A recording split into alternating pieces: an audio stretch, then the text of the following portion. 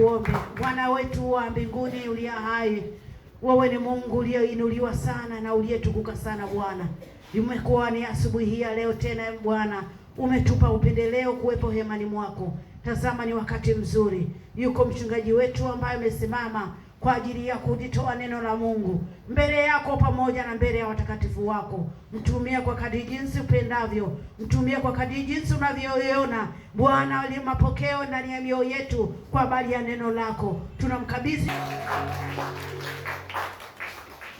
Wapendwa, ninawasalimu tena katika jina la Bwana. Nichukue nafasi hii tena ya pekee ya kumshukuru Mungu kwa wema wake. Tumekuwa na mfululizo wa masomo maalum.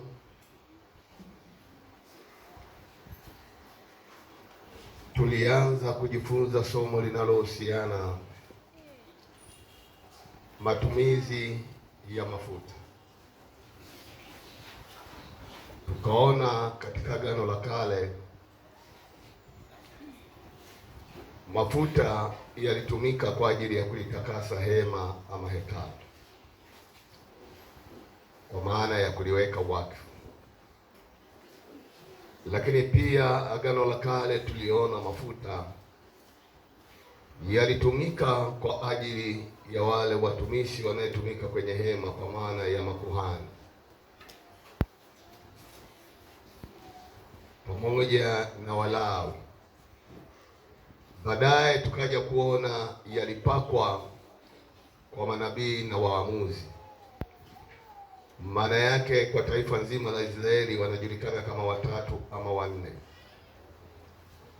Na tukaona tafsiri ya Agano la Kale kwa mafuta waliopakwa wale hayakuruhusiwa kupakwa kwa mtu awaye yoyote, na yalipakwa yakiwakilishwa kama nguvu ama upako wa Roho Mtakatifu, kwa maana ya kujaza. Tulipoingia kwa kanisa la kwanza ambalo lilizaliwa siku ya Pentekoste, tunaona Yesu anatamka mafuta, anasema kwa maana Roho yu juu yangu, amenipaka mafuta, akiwa anamaanisha ujazo wa Roho Mtakatifu aliyopokea wakati anatoka katika ubatizo. Lakini tukaja kwenye kitabu pia cha Yakobo. Yakobo anasema mtu wa kwenu kama hawezi, awaite wazee waweze kumwombea. Na sasa ile na ni kiunganishi na kumpaka mafuta. Tukasema Agano Jipya neno wazee lilikuwa linamaanisha ni wachungaji, kwa sababu huwezi kuona Agano Jipya mahali palipoandikwa mchungaji. Na Agano Jipya tukaangalia kwa pamoja mafuta yalitumika kama nini. Tukaona Agano Jipya linafundisha mafuta yalitumika kama dawa. Kwanza kabisa tukaona kabla ya sayansi ama elimu kukua, mafuta yalitumika kama dawa. Wakati huo sabuni zilikuwa hazijagunduliwa. Lakini pia mafuta yalitumika kama shampoo. Kwa wanawake wanajua kazi ya shampoo ni kutoa mba. Lakini tunapokuja kwa mwanga wa Yakobo anaposema awaite wazee na wamwombee na wampake mafuta, tukasema zamani wakati ule mafuta pia sayansi ilipoanza utaalamu kugundulika Agano Jipya, mafuta yalitumika pia kupakaa maiti ili isiweze kuharibika kwa haraka. Mafuta pia yalipakwa kwa kuzuia magonjwa ya ngozi. Mafuta pia yalipakwa kwa kulainisha misuli ama ngozi, kwa maana yalitumiwa kama dawa. Na tukahitimisha kwa pamoja kwamba Mafundisho yaliyozagaa kwa siku za leo. Mafuta yamewekwa kama ndiyo sababisho la kuondoa mikosi, kuondoa nuksi, kufukuza nguvu za giza, kujipatia mali na kadhalika. Na watu wamehubiri kwamba kuna mafuta ya upako, kuna chumvi ya upako, kuna maji ya upako. Tukaona kwa pamoja kitu chenye upako ni kile kilicho na Mungu na ambaye amemwamini Yesu Kristo kuwa Bwana na Mwokozi wake. Na baada ya kuhitimisha hayo, siku ya Ijumaa tulikuja kujifunza kwa pamoja juu ya mzaliwa mzaliwa wa kwanza. Sio nitumie neno gani? Sadaka ya mzaliwa wa kwanza. Hapo imekaa vizuri, si ndio? Sadaka ya mzaliwa. Sasa siwezi nikarudi sana nyuma.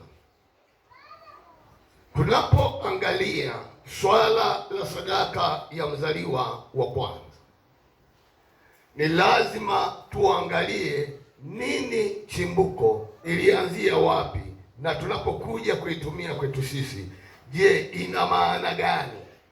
Je, ina maana ile ile ya wakati ule? Kumbuka Agano la Kale ama Agano Jipya limefichwa ndani ya Agano la Kale, na Agano la Kale limefunuliwa na Agano Jipya. Maana yaliyopita ama yaliyofanyika wakati wa Agano la Kale yalikuwa ni kivuli ya mambo yajayo. Kwa hiyo tunapokuja swala la chimbuko la sadaka ya mzaliwa wa kwanza, sadaka hii haikuanza kwa wana wa Israeli. Sadaka hii ilikuwa kwa taifa la Misri, na wakati huo wana wa Israeli wakiwa wamechukuliwa utumwani, wakiwa kule Misri. Na katisha wakati Mungu amemtuma Musa kuwakomboa wana wa Israeli chini ya Farao, Biblia inasema moyo wa Farao ulikuwa ni mgumu kuwaruhusu wana wa Israeli waondoke, kwa sababu alikuwa na maslahi na Waisraeli kwa ajili ya taifa la Misri, maana ndio waliokuwa watendakazi ama ndio waliokuwa wazalishaji wakubwa. Kwa hiyo ilikuwa sio rahisi kuwaruhusu tu. Lakini pia kiburi cha Farao kilitokana na nchi ya Misri kama nchi yenye miungu inayoabudu miungu mingi, mmojawapo ikiwa mto Naili ulikuwa ni mungu ambao walikuwa wanaamini yupo Mungu anayelinda mto Naili. Niliwatajia ile miungu, leo naweza nisiwatajie, maana hatuwezi kufika mahali tunapotaka kufika. Jambo la kwanza, Mungu akaweka ishara kuipiga miungu waliokuwa wanaitegemea. Mungu akamwambia Musa, nyosha fimbo yako yapige hayo maji. Alipoyapiga yale maji, maji yote yakageuka kuwa damu. Na kwa desturi na mila za Wamisri, swala la damu kwao ilikuwa ni najisi. Swala la damu kwao ilikuwa ni chukizo. Maana yake mito ama mto Naili na pamoja na visima vyake vyote vikageuka kuwa damu, kuonyesha kwamba huyo Mungu wao wanaomtegemea ameshindwa kuweza kuwalinda, bali Mungu wa Gosheni, Yahwe wa Waebrania ameshinda. Amina watakatifu. Tukaangalia ndani ya yale mapigo 10, Farao bado alikuwa na moyo mgumu. Tunakuja pigo la 10, ni lile la wazaliwa wa kwanza. Biblia inasema wazaliwa wa kwanza wa Kimisri wote wakapigwa, wakafa mahali pale, ambayo ilichukua taharuki hata kwa mfalme Farao. Akaona hii haijawahi kutokea. Maana yake Mungu wa uhai waliokuwa wanamfahamu, waliokuwa wanajua anaweza akalinga, maana yake ameshindwa. Biblia inaniambia ya kwamba Farao akamwendea Musa akamwambia ya kwamba sasa nimejua ya kwamba yupo Mungu wa Israeli, ninawapa ruhusa, ondokeni, nendeni mkamwabudu huyo Mungu wenu, nendeni mkamtumikie. Maandiko tuliyoyasoma inasema ya kwamba lakini Gosheni ilikuwa salama, kwa maana ya Waebrania hakuna mzaliwa wa kwanza aliyekufa. Tumepata chimbuko hadi hapo. Mzaliwa wa kwanza asili yake Misri, na Misri kwenye mila zao, mzaliwa wa kwanza kwa nini alikuwa na maana? Anatolewa sadaka. Kwa mila na desturi za kwao, mzaliwa wa kwanza ndiye ambaye angeweza kushika mamlaka kama rais, angeweza kuwa mrithi wa kusimamia kila kitu, kama tulivyoangalia wale waliokuwepo baadhi ya makabila fulani hata huku Tanzania, mzaliwa wa kwanza ndiye ambaye anaweza akakabidhiwa kila kitu. Hello, tuko pamoja? Kasoro Wachaga anayekabidhiwa boma ni mzaliwa wa mwisho, wanaita kitinda mimba, mzaliwa wa mwisho. Lakini makabila yaliyobaki yote ni kama mzaliwa wa kwanza ndio anapewaga nafasi yake. Jamani, tunaweza kuhama sasa. Nimesema hilo na sijawatajia miungu, maana hatungemaliza leo. Nataka ujue sasa, baada ya kuondoka wana wa Israeli chini ya maongozi ya Musa, hapa ndipo napotaka tuweze kuanza kwa pamoja. Na anayekwambiaga usije ibada ya katikati ndio shida. Maana sasa kuna ng'ang'aa, walijifunza nini sasa? Ukirudia hapo hatuwezi kwenda. Amina. Mzaliwa wa kwanza ni nani? Mzaliwa wa kwanza ni nani? Ili tuweze kujua, lazima tuangalie chini ya sheria ya Musa. Maana yake mtoto wa kiume wa kwanza aliheshimika kama mali ya Mungu, ndiye aliyepokea haki ya uzaliwa wa kwanza. Maana yake tunapokuja kwenye mwanga wa sheria chini ya Musa, mtoto wa kwanza ama mzaliwa wa kwanza tunamwangaliaje?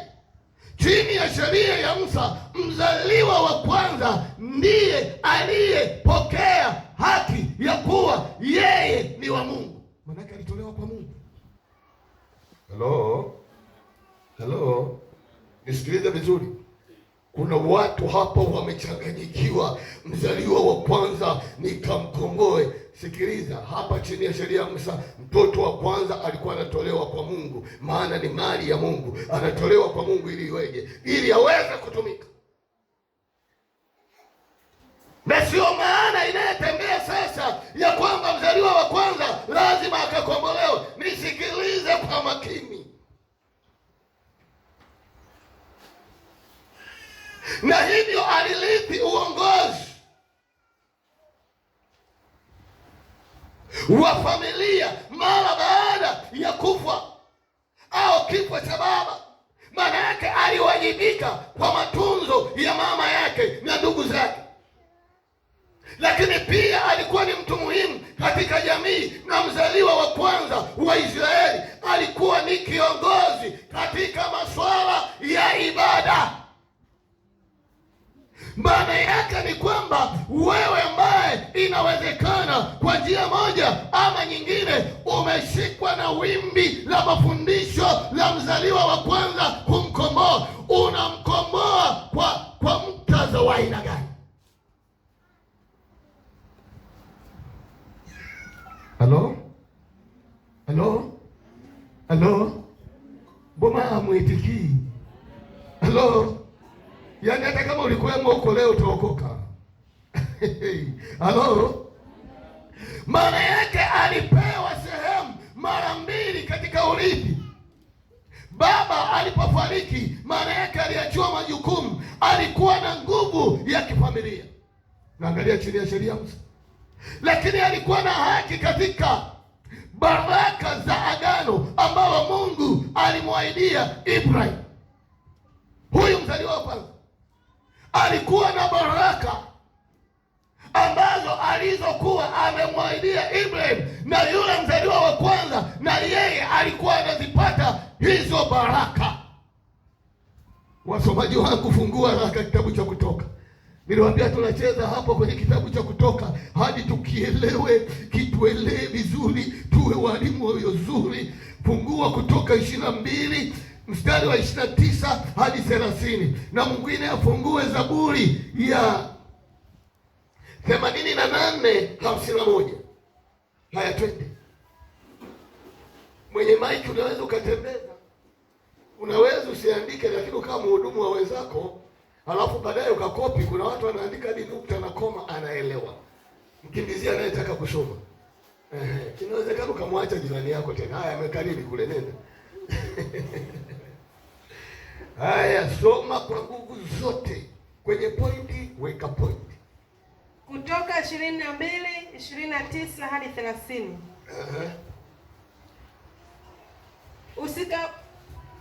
Maana yake hayo anayosoma ndiyo ambayo nimeshayafafanua. Sasa tunakuja kujiridhisha hicho tulichokuwa tunakisema. Je, kiko kwenye maandiko ama tumetoa kichwani? Na shida ya wapendwa, tunaaminishwa vitu ambavyo hatuendi kwenye Biblia tukasoma tukaona Biblia inazungumza nini. Twende. Usikawie kuleta malimbuko ya matunda yako na ya vinywaji vyako. Mzaliwa wa kwanza katika wanao waume utanipa mimi. Nao utafanya hivyo katika ng'ombe zako na kondoo zako, na utamwacha siku 7 pamoja na mama yake. Siku ya 8 utanipa mimi. Asante. Zaburi 88:51.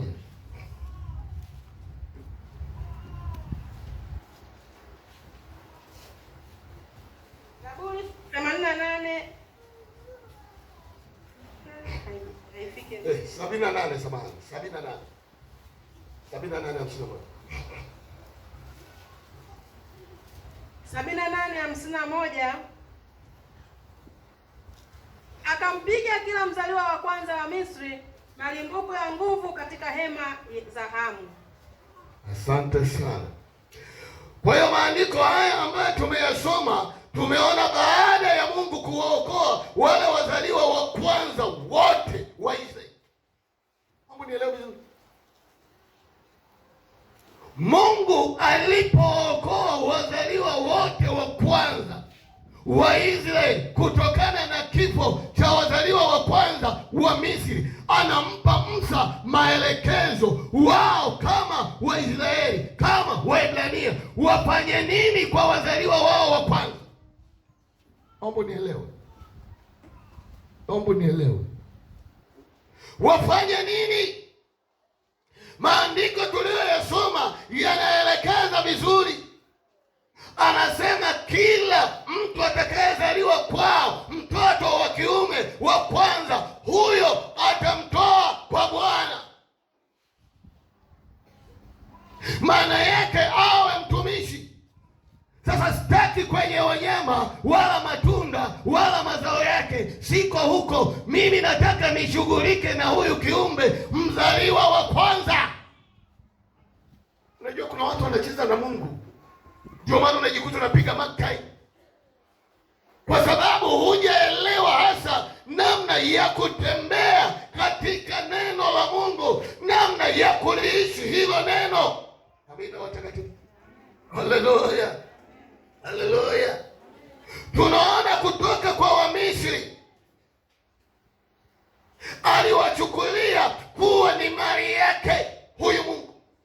Tunaposoma kile kitabu cha Mwanzo sura ile ya 3 na mstari ule wa 13, maana yake chanzo kinatokea wapi? yaliyowatokea wakati wanatoka kule Misri, kule utumwani. Mungu na yeye anataka ajitwalie watu wake ambao watakuwa ni mali yake, wamtumikie yeye. Lo, haya, soma hiyo Hesabu 3:13.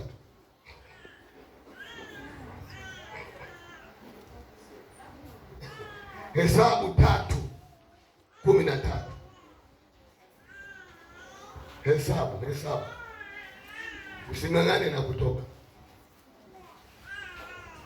Wewe ukinani, simama, soma kwa sauti kubwa. Wenye maiki akilala mwacha lale.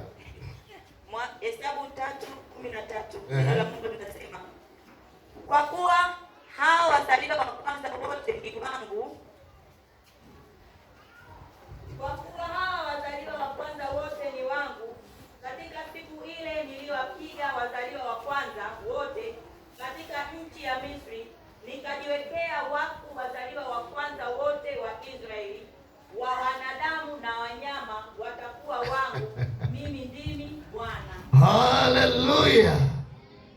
Tunaona maandiko yanazungumza wazi, na hapa ni Mungu ndiye anayezungumza. Anasema kwa maana hawa wote wazaliwa wa kwanza ni wangu. Ni wangu kwa sababu gani?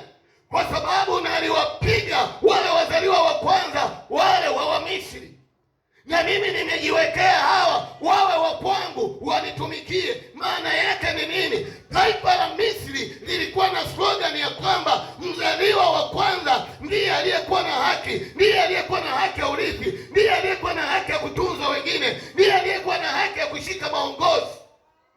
Na Mungu anasema kama walivyokuwa wanajinufaisha kule, na mimi katikati yenu nataka mnitengee hawa wazaliwa wa kwanza. Wafanye nini? Wawe na haki ya kunitumikia mimi, ya kutumikia neno, ya kutumikia kwenye hema yangu. Biblia inasema, asema Bwana. Maana ulikuwa ni unabii.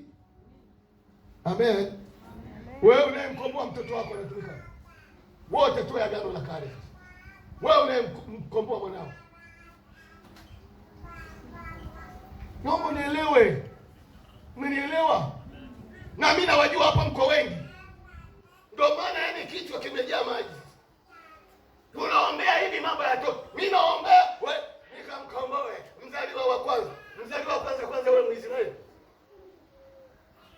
Na kuuliza wewe, na nyewe ni mafuta niliwaambia mkatupe kule, mtashindwa kuona muujiza wa Mungu. Usichanganye hapa. Umenielewa? Halo. Kwa lugha nyingine ni kwamba taifa liliamuliwa kupokea jambo hili kwa kuweka wakfu wale wazaliwa wote wa kwanza kwa Mungu. Tunaposema taifa lote, maana yake taifa la Israeli walipokea amri hii, walipokea jambo hili kwamba ni lazima wazaliwa wote wawekwe wakfu kwa ajili ya matumizi ya Mungu mwenyewe. Soma ile Kutoka 13:1-2. Kutoka 13:1-2. Bwana akasema na Musa akamwambia. Biblia inasema Bwana akasema na Musa. Nisikilize. Wewe lini Mungu alisema na wewe mtoe mwanao nani? Ukombozi. Musa hakujifanyia mwenyewe, Elimnani amesema. Mmenielewa? Mmenielewa? Mmenielewa nyie? Maana nazungumza na nyie. Hapa tunahangaika ujenzi.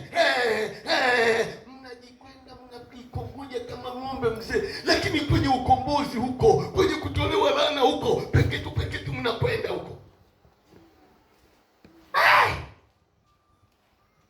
Leo mnaokoka. So nitakasie mimi wazaliwa wa kwanza wote. Mungu anaongea na Musa ya kwamba nitakasie mimi wazaliwa wote wa kwanza. Mimi, yani Mungu. Kila afunguaye tumbo katika wana wa Israeli, wa binadamu na wanyama, ni wangu huyo. Haleluya. Kila afunguaye kifungua mimba, si ndio? Wa kiume Mungu anasema huyo ni wa kwake. Maana yake ni kwamba baadaye jukumu hilo wakapewa kabila la Walawi kuwa wawakilishi wa watu. Maana yake anaongea kwanza na Musa, kila atakaye zaliwa. Baadaye Mungu anaamua kuteua baadaye kwamba ndani ya wale ama kabila la Walawi, hao ndio watakao kuwa wanatumika nyumbani mwangu. Naomba nielewe hicho kitu. Amina, amina, amina. Ndio maana hata ndugu zangu wa Sabato, ukishika Sabato ndugu, utashindwa. Sheria ya Sabato, mtu aliyetakiwa kuwa Mlawi lazima awe amezaliwa kwenye nyumba ya Kilawi. Maana yake mtu anayetakiwa awe mchungaji ni yule aliyezaliwa kwenye ukoo wa Kilawi. Nje ya Kilawi hana sifa ya kuwa kuhani. Wewe na mimi Mtanzania leo, wewe ni mchungaji, ulizaliwa kwenye nyumba za kichungaji za kikuhani ambazo Mungu alizitenga. Twende kwenye kitabu cha Hesabu. Soma hiyo Hesabu 3:11 hadi 12. Kisha Bwana akanena na Musa na kumwambia, mimi tazama, nimewatoa Walawi na kuwatoa kati ya wana wa Israeli. Sikiliza hapo. Biblia inasema Mungu ndipo akanena na Musa. Anamhakikishia Musa kama kiongozi kwamba mimi ndimi Bwana Mungu niliyowatoa hao wana wa Walawi niwatenge kwa matumizi yangu katikati ya Waisraeli. Baraka wanatengwa. Maana yake hawakuwa Waisraeli sasa baadaye wote. Kwa nini anasema hawakuwa wote? Naomba nifuatilie vizuri. Nini kilikuja kwa wale ambao hawakutengwa? Ndipo tutakutana na neno kuwakomboa. Hello? Lakini baadaye Mungu anaweka utaratibu. Wale watakayetakiwa ni wale aliowatenga kati ya Waisraeli. Endelea kusoma mama. Badala ya wazaliwa wa kwanza wote, anasema badala ya wazaliwa wote wa kwanza, yaani wa kila Mwisraeli. Manake wangekuwa wengi. Umenielewa? Mungu akaamua kubagua. Umenielewa? Haleluya, hosana. tumbo katika wana wa Israeli. Na hao Walawi watakuwa wangu.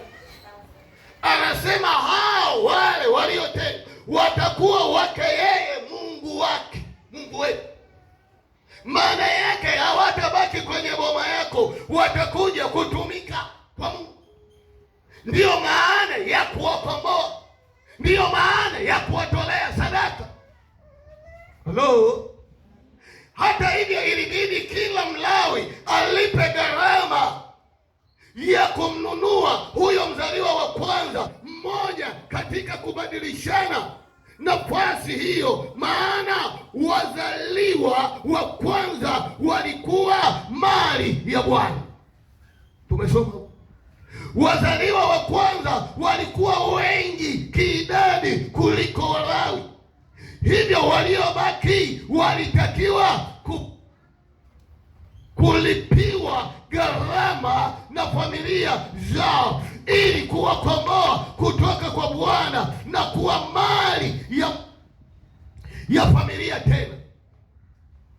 Na malipo hayo yalifanyika mara moja tu na sio kila mwaka kama inavyofanyika kwa kanisa la sasa. Hello? Maana yake nini? Maana yake ni kwamba baada ya kuona hawa Walawi wazaliwa wa kwanza watakuwa ni wengi, Mungu akasema maana yake wasiletwe tena, ila hawa wazazi wamkomboe huyo mzaliwa wa kwanza wanamkomboa kwa kulipa gharama, halafu huyo mzaliwa wa kwanza atabaki kwenye familia yao. Tuko pamoja? Fungua kitabu cha Hesabu. Kutoka na Hesabu usicheze mbali. Hesabu 3 mstari wa 40 hadi 43.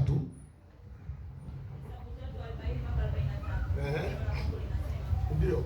Kisha Bwana akamwambia Musa, uwahesabu waume wote wazaliwa wa kwanza katika wana wa Israeli tangu umri wa mwezi mmoja na zaidi, uyahesabu majina yao. Nawe utatwaa Walawi kwa ajili yangu mimi ndimi Bwana, badala ya hao wazaliwa wa kwanza wote katika wana wa Israeli, na wanyama wa Walawi badala ya wazaliwa wa kwanza wa wanyama wa wana wa Israeli. Musa akahesabu kama Bwana alivyomwagiza wazaliwa wa kwanza wote katika wana wa Israeli, wazaliwa wa kwanza wote walio waume kwa hesabu ya majina, tangu umri wa mwezi mmoja na zaidi. Katika hao waliohesabiwa kwao walikuwa 22,273. Soma mstari wa 47 hadi 51. Utatwaa shekeli 5 kwa kichwa cha kila mtu. Kwa hiyo shekeli, maana yake anaonyesha gharama, namna ya kuwakomboa. Kwa hiyo shekeli ya mahali patakatifu, shekeli ngera 20, na hizo pesa ambazo waliosalia wamekombolewa mkwazo utampa Haruni na wanawe. Basi Musa akawatoza fedha za ukombozi hao waliozidi hesabu ya wale waliokombolewa. Wanaotozwa ni wale waliozidi hesabu ya Mungu aliyokuwa anaitaka. Tuendelee. Waliokombolewa na Walawi. Akatoa hizo fedha kwa wazaliwa wa kwanza wa wana wa Israeli, shekeli 1,365 kwa shekeli ya mahali patakatifu. Kisha hizo fedha za ukombozi Musa akampa Haruni na wanawe, kama neno la Bwana, kama Bwana alivyomwagiza Musa. Jamani, jina la Bwana libarikiwe. Tunaona maelekezo ya Mungu kutoka anampa Musa. Kwanza Biblia ukisoma vizuri inasisitiza kwa wana wa Israeli. Maana yake hii ilikuwa ni sheria ya wana wa Israeli, na anawaeleza hivyo wakiwa na picha, wakiwa na ya maana halisi. Walipokuwa utumwani kule Misri, wao wale wenyeji wao walikuwa wanafanyaje kwa mzaliwa yule wa kwanza. Na ndio maana nimemalizia hapa ni kwamba na malipo hayo yalifanyika mara moja tu, na sio kila mwaka kama inavyofanyika kwa kanisa la sasa. Kwa nini nasema kwa kanisa la sasa? Kwa sababu mafundisho haya yamezagaa na yamelikamata kanisa, wakiendelea kufundisha na kufundisha. Tunaporudi kwenye maandiko, hawakuambiwa kila mwaka wafanye hivyo, lakini sasa hivi kila wakati wanarudia na kurudia. Je, Biblia ndivyo inavyozungumza? Halo? Halo? Halo? Halo? Halo? Tuangalia fundisho la mzaliwa wa kwanza kwa kanisa la sasa. Hapa tunahama Agano la Kale. Tumeshaelewana kwenye Agano la Kale, wapendwa. Tuingie kwenye kanisa, fundisho la mzaliwa wa kwanza kwa kanisa la sasa. Kanisa la sasa limeingiliwa na walimu wa uongo wanaotumia fundisho hili la mzaliwa wa kwanza. Maana yake kanisa limeingiliwa, wakitumia fundisho vibaya kuhusiana na mzaliwa wa kwanza, kwa maana ya kukusanya hizo pesa. Wanafundisha kwamba wazaliwa wa kwanza wana vita sana. Najua hata hapa kuna mtu mwenye maruweruwe haya. Hata wewe ukiuguliwa na mtoto, watu wanakuja, unajua mzaliwa wa kwanza ana vita sana, inatakiwa ukamkomboe. Sikiliza, wewe umeokoka. Kuna mkombozi mwingine zaidi ya Yesu. Halo, tutafika huko, nisikilize. Na mimi nawajua wote mnayoketi huku na huku. Na hapa uchague leo kuweka kituo hapa, kama ni kwenda huko nenda. Maana utakosa. Umenielewa? Umenielewa? Ngoja nirudia tena ikukolee. Wanafundisha kwamba wazaliwa wa kwanza wana vita sana. Na vita hivyo inakoma tunapowatolea sadaka, wanakuwa huru. Tunaposoma Agano la Kale ni mambo mawili tofauti na unayoyafanya wewe ama wanaoyafundisha. Hello? Maana yake wanasema wanakombolewa mbali na laana na mikosi yote. Maana hawa ndio lango la mafanikio ya familia. Mambo yao yakiharibika, basi watoto wote kwenye familia hiyo watapatwa na shida hiyo hiyo. Ndivyo wanavyofundisha. Nina habari njema asubuhi ya leo. Mzaliwa wa kwanza kwako wewe sio lango. Lango kwako wewe ni Yesu Kristo peke yake. Na kama ulikuwa umesomba na mafundisho hayo manyonge mapotofu ya walimu wa uongo, badilika kuanzia leo. Mzaliwa wako wa kwanza sio lango. Lango ni moja, ambaye ni Yesu. Hapo nilitegemea ameni nyingi. Na wagonga sana, ndio maana muitikie. Maana hapa sasa hivi tena wewe shukuru uko mbali. Angekuwa nabii hapa karibu, niwaambie mngekuwa mnawahi ibada ya kwanza mnamaliza mnakimbilia na kwenye mafuta. Kamata jina la Yesu. Kamata jina la Yesu. Kamata jina la Yesu. Kamata jina la Yesu. Naomba nirudie hapa, nasema maana hawa ndio lango la mafanikio ya familia. Mambo yao yakiharibika, basi watoto wote kwenye familia hiyo watapatwa na shida hiyo hiyo. Mfano moja, maisha yao yamejaa mashambulizi. Mbili, mara nyingi hushambuliwa mbele na nyuma. Wacha bwana wewe. Tatu, kushoto na kulia. Nne, juu na chini na waovu, ili kupoteza mwelekeo wao. Nataka nikuhakikishie, hayo ni maneno ya uongo, ni maneno ya kukuadaa. Kila mtu aliyemkimbilia Yesu, hakuna shambulio lolote ambalo linaweza likakupata. Hata likija, tunao ushindi katika jina la Yesu Kristo. Huo ni uganga wa kienyeji, na ninaomba ubadilike. Amina, amina, amina, amina, amina. Kuna mmoja anasema rudia tena hapo mchungaji. Nirudie wakati ndio mnaambiwa mmekaririshwa. Halafu kuanzia leo ukome katika jina la Yesu. Maana wengi mnawapotosha hata washirika wenzenu kwenye ibada zile za ushemasi. Mama nani? Mzaliwa wako wa kwanza umemkomboaje? Na umekaa maneno huyajui. Anakushindilia unaposhangaa. Anaweka. Sasa nakomboaje? Umeshaingia kwenye 18.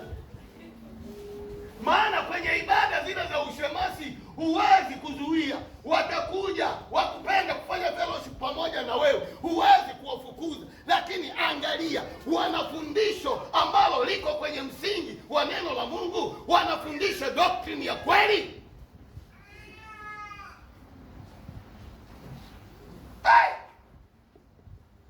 Unajua kuna vitu vingine vya ajabu sana. Niliwahi kueleza pale Kongowe kuna nabii mmoja. Nilikuwa naambiwa pale sasa yule anayesali kule walikuja kujenga hapa na mchungaji. Sasa anaeleza tunacheka kama mzaa, lakini watu wanaamini. Akatolewa mbinguni, akatupwa huko duniani. Maana yake anaelea, hana makao. Ndio maana kuna mahali anauliza, Sangwenye unatoka wapi? Anasema natoka kuzunguka zunguka. Maana yake hana makao. Maana yake ana mauluwe, ana miujiza yake, lakini miujiza ya kishetani haina ubavu mbele ya miujiza ya Yesu. Nyoka wa Musa akameza vinyoka vyote vya wachawi wa Misri, na ndivyo hata ilivyo leo. Ni kweli nguvu za giza zipo, lakini kwa mtu uliookoka unavinjari, unatembea kifua mbele, maana Yesu amejaa.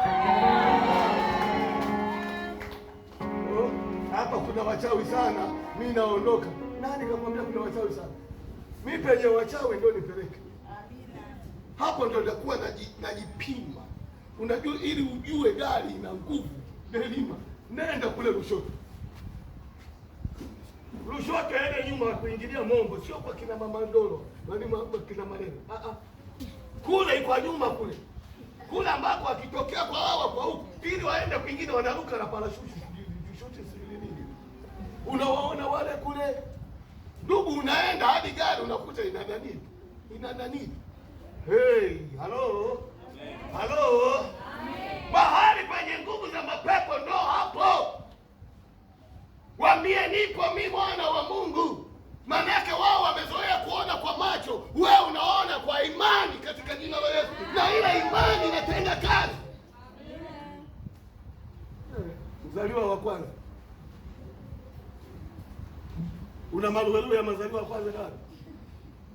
Halo? Halo? Halo? Halo? Mtu mmoja anasema, nirudie, anasema kwa mfano maisha yako yamejaa mashambulizi. Ukijiangalia kweli una mashambulizi. Unapo struggle mwanangu. Uko hapa. Asia. Unataka utoboe, hautoboe. Hivi mimi imekuwaje? Bahati mbaya mdogo wako Judy anakuja anaolewa. Jamani, mimi nilikuwa nataka niolewe, mimi sijaolewa. Na jamani linakuja linagonga pale pale. Nimesema maisha yako yana mashambulizi. Ndio maana kila ukitaka kufanya anacheza na saikolojia yako. Lazima uelewe. Mimi ninaamini kila mtu hapa aliyeokoka, asiyeokoka, ana aina yake ya mashambulizi, ana aina yake ya changamoto, lakini ashukuriwe Mungu, mimi changamoto zangu, mashambulizi yangu, nina uhakika nimwangalie nani?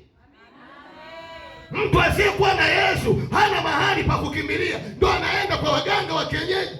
Sasa napata shida, watu wa njia hii, watu waliookoka. Kwa nini utetereke? Unaona umri unakwenda, hii unataka kuoa, hasa kuoa bado, hii ajaba kweli inashambuliwa. Mwanangu, ngoja niende.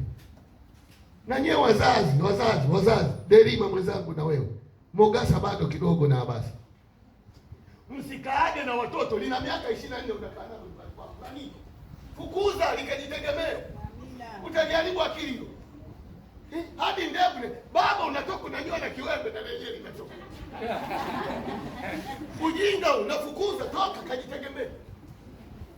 Ila mimi nafukuza kwa akili. Nakununulia kitanda na godoro, na kupangishia chumba miezi 6. Manake nakupa mtaji. Sawa?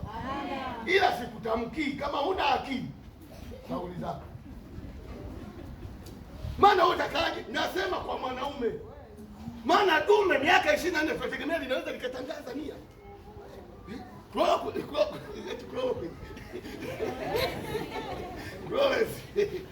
Rafiki yangu kaa chonjo sambani. Yaani unawasia etiketa. Miaka 24 mwamtangazia mama, mwambie mimi mtu mzima. Maana utaanza kugombana na mama.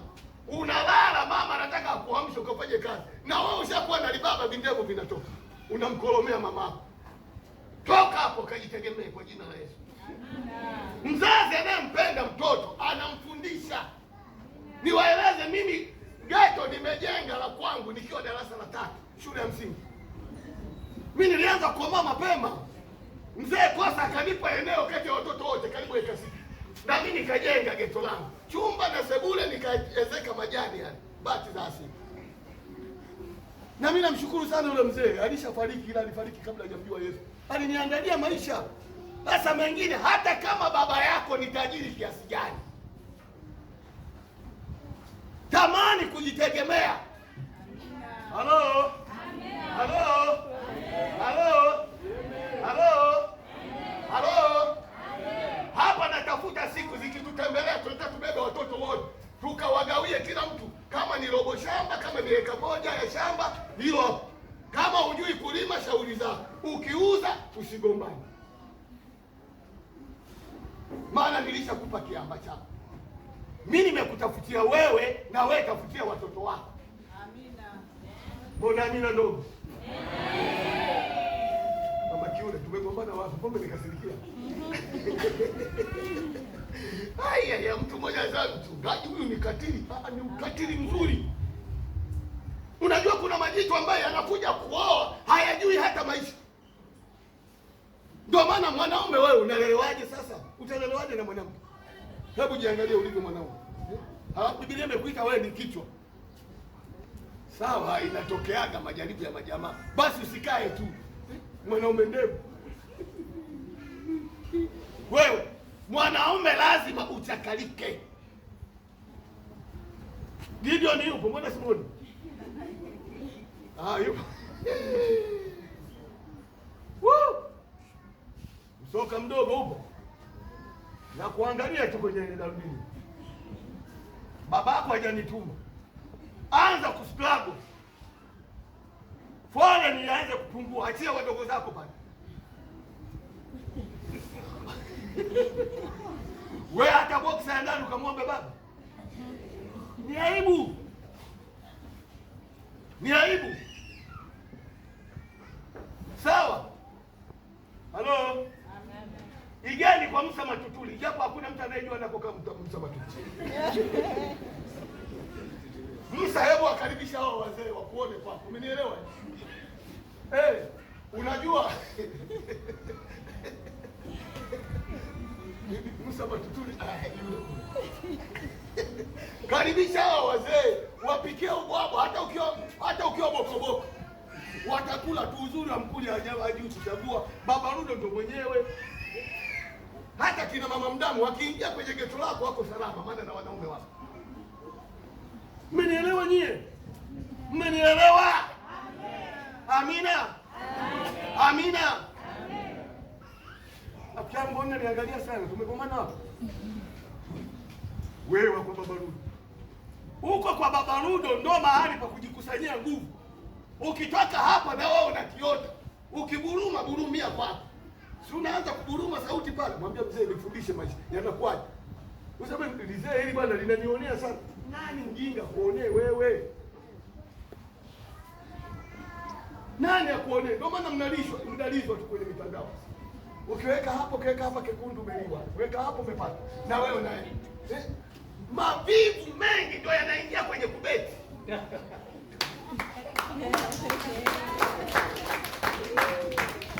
Hakuna aliyefanikiwa kubeti. Ndugu, kwa hiyo kubeti bora ukanunue kikuku. Umenielewa? Wewe kama una akili ya kubeti, betisha kwenye kuku, betisha kwenye nguruwe, betisha kwenye ng'ombe. Amen. Na wewe unaenda kwenye. Wengine mnaenda kucheza ile bimshare sio? Wewe kama Abasi ameokoka sasa hivi timu yake inacheza na acha na kuja kwenye ibada, unafikiri Yesu ni mdogo? Jamani, Yesu alifanya kazi kwa Abasi. Abasi simu yake ikicheza siku hiyo, hata ibada kwa yeye. Lakini sasa Abasi sio yule mnayemjua zamani. Umenielewa? Halo? Halo? Halo? Halo? Halo? Halo? mafuta unanipatapata. Wasikutishie eti maisha yako yamejaa mashambulizi. Jambo la pili, mara nyingi hushambuliwa mbele na nyuma. Wewe ulikuwepo, mimi uliona nao shambuliwa mbele na nyuma. Na unasema kweli mtumishi wa Mungu kabisa, wewe ni nabii, mbele na nyuma. Wakati Biblia inasema uwepo wa Bwana umenizunguka mbele na nyuma. Wewe unaona mashambulizi mbele na nyuma wakati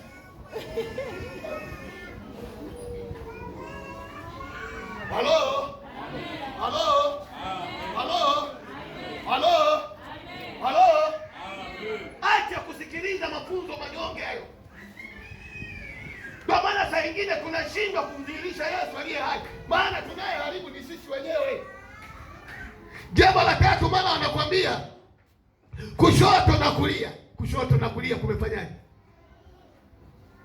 Jambo lingine anasema juu na chini na waovu, ili kupoteza mwelekeo wako. Hakuna atakaye kupotezea mwelekeo wako kwa wale waliokuwepo ndani ya Yesu. Maana tukisoma maandiko, Biblia inasema kila jambo lina wakati wake na majira yake. Wakati haujafika, ukifika wakati utajibu tu katika jina la Yesu. Maisha ni foleni, usimcheke mwenzako. Amina. Wakati tu hujafika, usitishiwe na mtu. Acha uongo. Umenielewa? Umenielewa? Mama Biki, mbona uitikii ndugu yangu? Hata kama unaenda basi okoka. Haleluya. Amina. Walimu hawa uongo wanatoa mifano ya mzaliwa wa kwanza wa Misri waliouawa. Kwa mfano, Esau alinyang'anywa nafasi kwa hila. Hili ni fundisho tunasema ni la uongo. Kwa nini ni la uongo? Nisikilize. Wazaliwa wa kwanza wa Misri hawakuwa sababu ya vita. Kama unataka kukoti, wazaliwa wa kwanza wa Misri hawakuwa sababu ya vita. Kwa nini wakulinganishia na wewe, wakutolea mfano wa Esau? Hapo tunaita ni uzushi. Hapo tunaita ni upotofu ambao si kweli kimaandishi. Amina utakatifu. Ama sio kweli kibibilia. Kwa nini nimesema wazaliwa wa kwanza wa Misri hawakuwa sababu ya vita? Farao kuwaachilia Waisraeli, ukiangalia Kutoka 5:2. Tusome haraka Kutoka 5:2, 7:13 hadi 14, 8:15. Tuanze Kutoka 5:2. Farao akasema, Bwana ni nani hata nisikilize sauti yake na kuwapa Israeli ruhusa waende zao? Mimi sijui Bwana. Biblia inasema Farao akasema, Halo? Mimi ni nani hata niwazuie wana wa Israeli? Anapozungumza hivi, je, Waisraeli walikuwa na vita? Maana walikuwa ni watumwa, hawana haki ya kufanya jambo lolote. Mtumwa ni mtumwa, utaamshwa hata wakati ambao huupendi. Sasa Farao anasema mimi ni nani baada ya mkongoto? Endelea. Wala sitawapa Israeli ruhusa waende zao. Kutoka 7:14.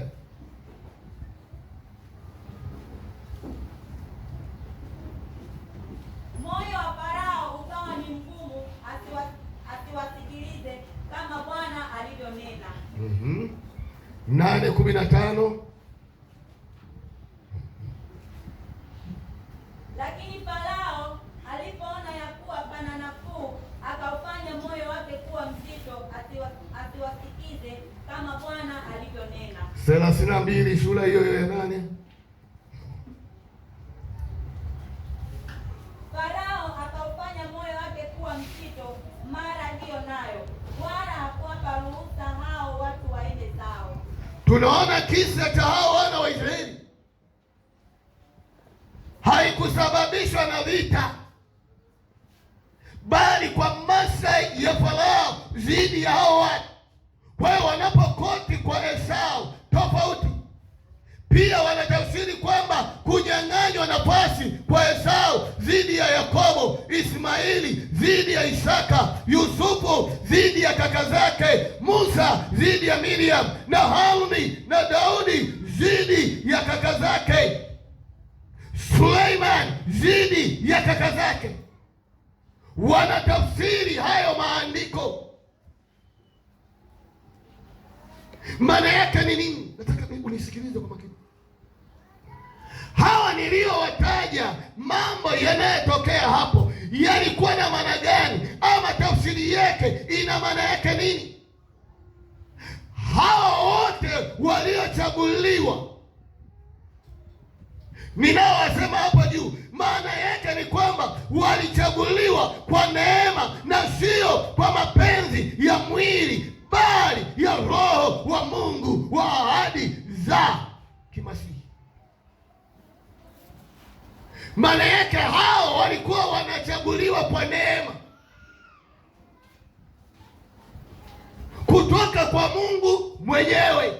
Wanachaguliwa wakiwa kama ahadi ya kimasihi. Maana yake typology, kwa maana ya kwamba kile ambacho alikuwa anasubiria Masihi atakaye kuja kuwakomboa alikuwa hajaja. Kwa hiyo Mungu alikuwa anaweka hawa kama wawakilishi. Isaka kutolewa sadaka pale, alikuwa na mtoto peke yake, ilikuwa typology ya Yesu. Yusufu kuuzwa utumwani na baadaye akawa sababisho la ukombozi wa ndugu zake, ilikuwa mfano wa Masihi atakaye kuja kuzaliwa. Wala haihusiani na mzaliwa wa kwanza. Halo. Lakini leo wahubiri wamejitengenezea sadaka za ukombozi wa mzaliwa wa kwanza, na watu wengi wameingia katika mtego huo. Kumbe bado dakika 10 naweza nikaendelea. Amina. Hapa Mungu maana yake ni kwamba aligeuza utaratibu wa kawaida mdogo amtumikie mkubwa. Hii ilimaanisha nafasi ya mtu katika kusudi la Mungu la ukombozi haitokani na kanuni za asili, bali ni neema ya Mungu na mapenzi ya Mungu wetu aliye hai. Maana kule zilikuwa ni kanuni, zilikuwa ni sheria. Lakini tunapokuja kwa Mungu, Mungu haangalii kanuni za asili. Mungu anapomwangalia mtu, anaweza kama ni mdogo, badala mtumikie mkubwa akamtumikia mdogo. Sasa tutafika huko mbele, na hata leo kuna shida ndani ya kanisa.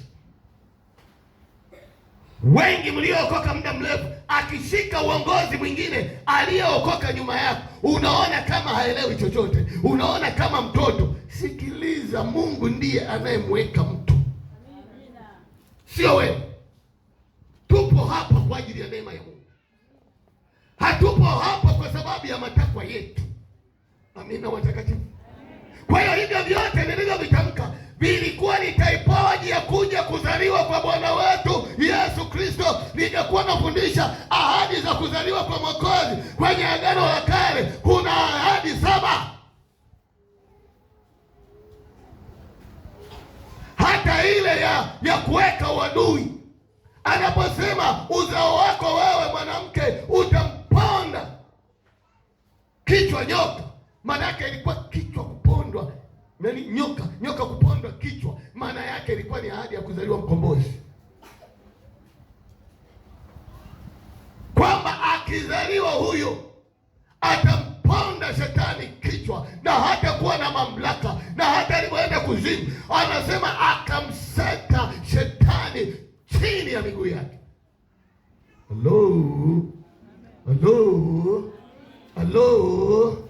Halo. Jamani, jina la Bwana na libarikiwe. Soma Mwanzo 25:21 hadi 23. Mwingine afungua Kutoka 13:1-2. Halafu taruka pale kidogo 11 hadi 16. Twende 25:21 hadi 23. Neno la Mungu linasema, weka kiti cha rehema juu ya hilo sanduku,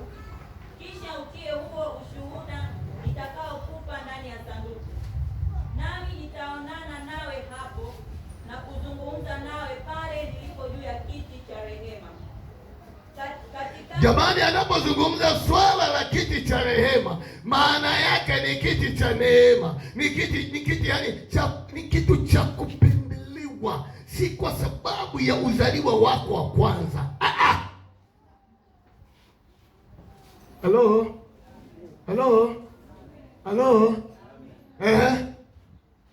Katikati ya hayo makerubi mawili yaliyo juu ya sanduku la ushuhuda, katika mambo yote nitakayokuagiza kwa ajili ya wana wa Israeli. Nawe fanya meza ya mti wa mshta, urefu wake utakuwa dhiraa. Achana hiyo, nenda Kutoka 13, mtasoma kwa wakati wenu. 13:1 hadi 2.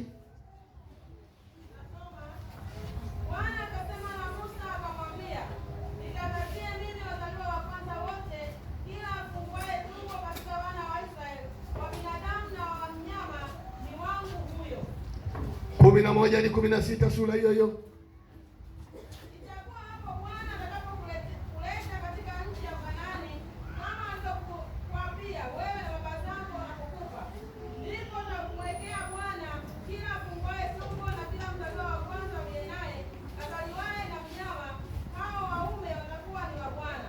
Kila mzaliwa wa kwanza wa punda utamkomboa kwa mwana-kondoo, na kwamba hutaki kumkomboa utamvunja shingo, na kila mzaliwa wa kwanza wa binadamu katika wanao utamkomboa.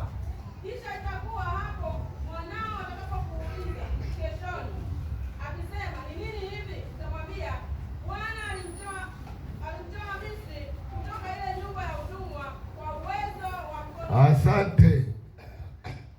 Kasome kwa wakati wake. Maana yake hao wote walichaguliwa kwa neema na sio kwa mapenzi ya mwili, bali ya Roho wa Mungu, kwa ahadi za nini? Za kimasihi. Tunaposema kwa ahadi za kimasihi, soma Ebrania 9:11 hadi 14.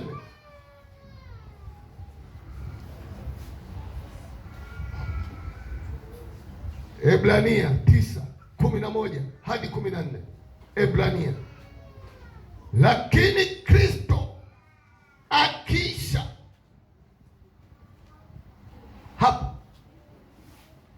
Lakini Kristo akishakuja, kuhani mkuu wa mambo mema atakayokuwako. Tulia kwanza, rudi tena. Lakini Kristo akishakuja. Lakini Kristo akishakuja, maana yake kuna daraja kutoka Agano la Kale kuingia Agano Jipya. Baada ya kuja Yesu, akishakuja huyo Yesu anafanya nini? Aliye kuhani mkuu wa mambo mema atakayokuwako. Aliye kuhani mkuu wa mambo mema yaliyofanyaje? Yatakayokuwapo. Huko nyuma kulikuwa na makuhani wa kibinadamu, kulikuwa na makuhani wanapatikana kwa kukombolewa. Na zaidi unaanza kuona tunaanza kuruka daraja. Sasa tuangalie Kwa hema iliyo kubwa na kamilifu zaidi, isiyofanyika kwa mikono. Anajaribu kuturudisha nyuma kwenye hema ya Agano la Kale. Sasa amekuja kuhani mkuu ambaye ni Yesu Kristo mwenyewe, ambaye anasema ni hema kuu, ambayo hema hiyo haijafanyika kwa nini? Haijafanyika kwa mikono ya mwanadamu awaye yoyote. Maana yake isiyo ya ulimwengu huu. Na ndio maana hata sisi tunasema hapa duniani sio kwetu, hapa ni wapitaji, kwetu ni mbinguni. Maana yake hapa tunapita katika jina la Yesu. Wala si kwa damu ya mbuzi na ndama, bali kwa damu yake mwenyewe. Wala si kwa damu ya mbuzi na nyama. Halo. Bali kwa nini jamani? Bali, naomba nisikilize kwa makini. Bali kwa damu yake mwenyewe Yesu. Damu ya Yesu ilimwagika wapi? Msalabani. Endelea. Aliingia mara moja tu katika patakatifu. Aliingia mara moja tu pahali patakatifu pa patakatifu. Mara moja. Akisha kupata ukombozi wa milele. Maana yake ni kwamba mimi na wewe tukimpokea Yesu akiwa Bwana na Mwokozi wetu, tuna ukombozi wa milele. Maana yake ni kwamba kuanzia hapa duniani hadi atakaporudi Yesu atuchukue tuende mbinguni na Yesu. Ukamkomboe mwanao wapi? Acha hizo habari. Kwa maana ikiwa damu ya mbuzi na mafahali na majivu ya ndama ya ng'ombe haya yanayetajwa nyinyi mliokuja Ijumaa lini tumejifunza. Sasa nyinyi ambaye msiokuja mtakuwa mnang'ang'ana macho. walionyunyiziwa kwenye uchafu utakasa hata kusafisha mwili.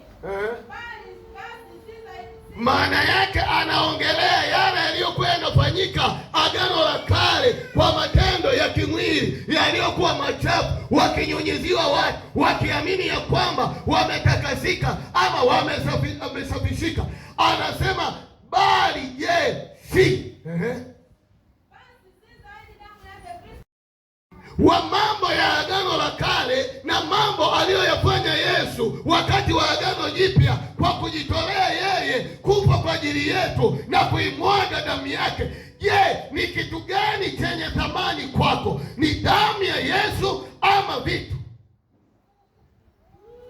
Nafsi yake kwa Mungu kuwa sadaka isiyo na mawaa itawasafisha na miili yenu na matendo. Maana yake ni kwamba Yesu peke yake ndiye aliyejitoa sadaka, na sadaka hiyo isiyokuwa na mawaa, isiyokuwa na doa, akajitoa kwa ajili yangu mimi na wewe, ili tuwe huru kila anayempokea Yesu ama kumwamini. Unaenda kumkomboa mzaliwa wa kwanza wapi? Endelea. Maana yake ukishaokoka, sheria inayekukamata wewe, mwabudu Mungu wako aliye hai. Maana yake tembea katika maisha matakatifu. Amina. Amina. Amina. Amina. Amina. Kwa lugha nyingine ni kwamba yeye ndiyo lango la baraka.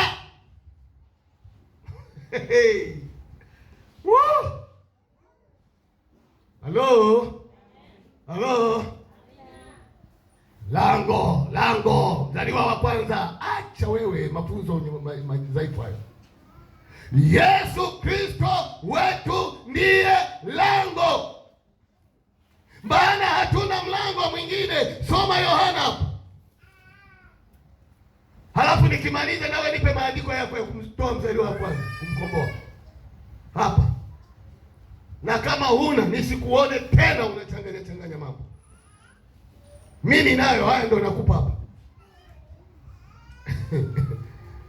Yohana hujafika. Yohana 17 soma.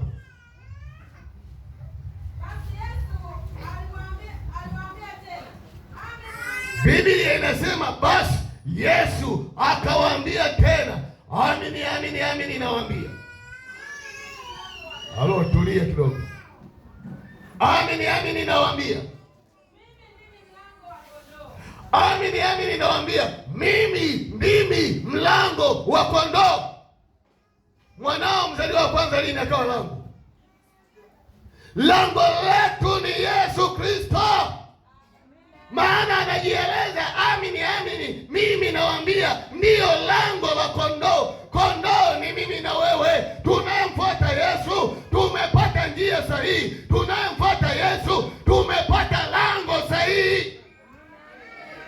Liko lango moja. Nishachanganya hapo. Yaani na ningejua kuimba mngeipata.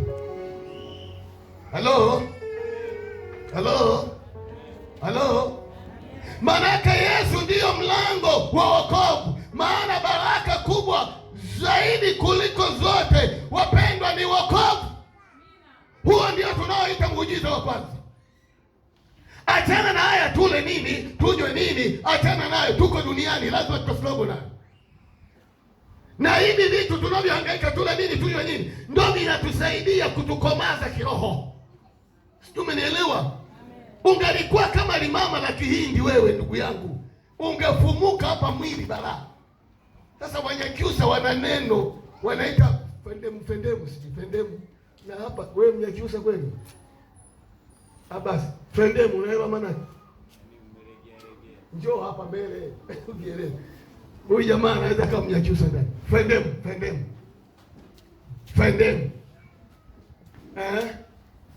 Natembea kama umelegea hivi. Sasa Wanyakyusa anasema fendemu.